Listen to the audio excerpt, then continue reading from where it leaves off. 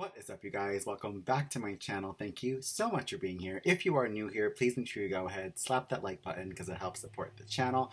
Also, make sure you guys subscribe and hit that notification bell. Hit the notification bell. That way you don't miss a video. As you guys know, I don't have a post schedule. I only post when I feel cute. So if you want to hit that bell, you will make sure you are here for every video. Now, we are reviewing slash discussing Hocus Pocus 2. And I was literally gonna just watch this on my lonesome, enjoy it on my own, and I wasn't gonna review it because I was just soaking in all the fun on my own. But everyone is going off on Facebook and writing status after status, destroying the film, saying they didn't like it, saying the first one was better, just going in. So while I don't have like I don't have a negative review. So I feel like that's why I was like, oh my gosh, I feel like I need to go like not only stick up for this movie, but stick up for art in a way. Like, how dare you guys sit there and be like, this is trash, this is bad, this is not a good movie, the first one was better. Like, all I see is three older actresses who killed it the first time around. Amazing comedic timing, amazing, iconic, legendary, classic Halloween film that we all love so much. And 30 years later, they came back to play the same characters. I don't think people understand how rare this can be, how rare this is. And not just for women, not just for people in Hollywood. I just think the idea of three human bodies lasting and all of them being able to walk, sing, act, remember, like, that is worth such a celebration. And that's even beyond how great the film is and how much of a cult classic Halloween movie it is. All I could think about during this was how happy I was that these women got to reprise these amazing comedic, like, just awesome roles. Like, they're just so funny, they're so on point, and I just think that that's so beautiful alone. So I could not find one thing wrong with this movie. And then the fact that Becca and like the new characters, the new kids, are all so good. Like, actors and actresses these days, I just feel like have a lot more pizzazz than, say, teenage actors and actresses in the 90s. And I did end up watching Hocus Pocus 1 after Hocus Pocus 2, and it was interesting because there's so many differences between like a kids movie in the 90s versus a kids movie in this day and age. And I thought it was just so, you guys should definitely do that. If you haven't done that, go watch Hocus Pocus 1 after watching Hocus Pocus 2, and you almost see the way kids were like able to just run amok in the world in the 90s, and they're a little bit more confined and controlled in today's age.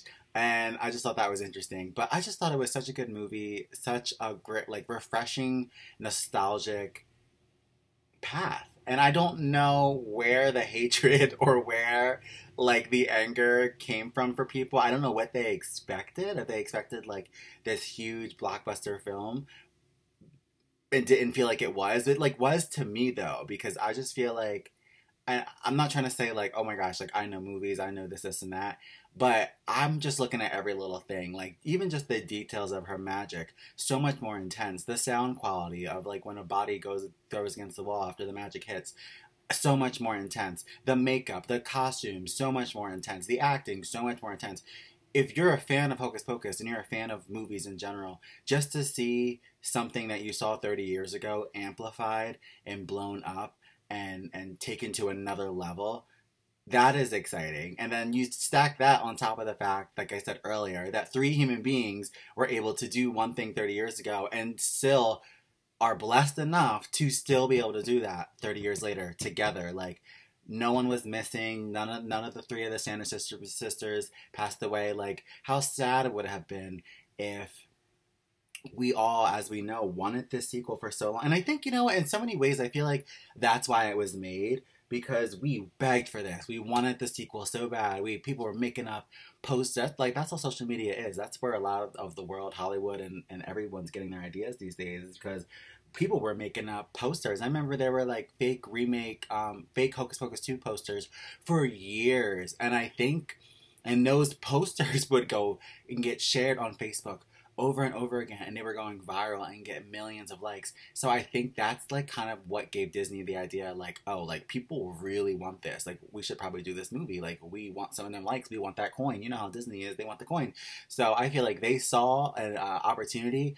And then on the flip side, what, all three leading characters are alive and well, and they probably all at that point all had to do was figure out how much they were going to pay each, because that was probably the biggest issue. Thank God Disney's behind it, because Sarah Jessica Parker is a huge leading actress woman, as is Bette Midler. So I feel like whatever their rate was in 1993 is most certainly what their rate was in today's world. So I feel like a lot of the waiting maybe and the casting may have not only been of the other characters from the original movie that they probably tried to bring into it, but trying to just get the money right with the three leading actresses. But I'm just happy they were all healthy, all willing to come back. And that's another thing, like just to kind of like swallow that little bit of pride and go back to such an early project after all you've accomplished, especially for Sarah Jessica Parker. And I thought that was the most difficult, because one of the most exciting parts about Hocus Pocus when I was younger was Sarah, and as Sarah, just like Sarah Jessica Parker as Sarah.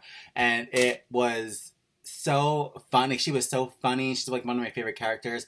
But then as I grew older, I began to like understand like acting and casting, and then I became a fan of Sex and the City. I became a fan of Carrie Bradshaw. So there were moments in Hocus Pocus 2 where I did see like a little Carrie Bradshaw, and I was like, ugh, like it ruins the magic a little bit, because when I was younger, it's like I'm like absorbed in this Sanderson sister world, and I'm thinking that she is this ditzy witch, and I don't see anyone but that, because I've never known her as anything else. But now as an adult, that was the only hard part, is like I know them as other characters, so it was like I could kind of see through it at some points, but it was only like little dotted points. For the majority of the film, I was entertained, I was into it, I was laughing. I thought all the refreshing jokes with Walgreens and the Roomba, all that stuff was so funny. The Alexa, like very, very on point technology, updated jokes, and they did a great job. And like I said, it was only a few times that I got taken out of it, and I was like, oh, she's playing this character. Like this is.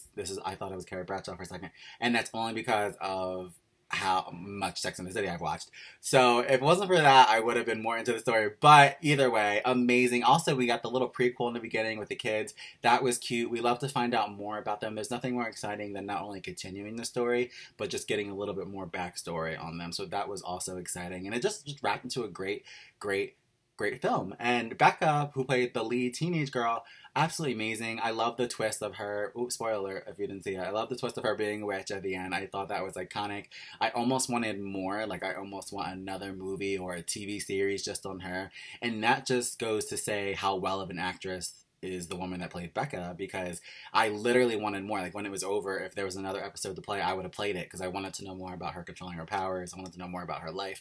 Like all that witchy good stuff would have been so good, just because her acting was that good, and it's something I would have loved to have followed. But she was a great addition to an already legendary cast. The movie was amazing. Everyone needs to stop hating, stop being mean, see it for what it is, which is three amazing women who were able to be healthy, come back, reprise roles that changed the world and Halloween forever, and we need to be proud and grateful of that, period. So let's enjoy. We have another cult classic Halloween film to watch every season, and I think that people are going to watch it and love it more than they think. And in a way, I feel like it'll grow with people the same way Hocus Pocus did. Like when Hocus Pocus came out, everyone didn't immediately love it, but over time, it became like a cult classic, and over time, it became something that we saw every season and got excited for. So without a doubt, Hocus Pocus 2 will be the same thing. So thank you for watching. Make sure you guys slap that like button, subscribe, and become part of the channel so that you don't miss another review. And let me know in the comments also if you enjoyed the movie, what you hated, what you didn't like. Let's talk about it. So I will see you in the next video. Bye.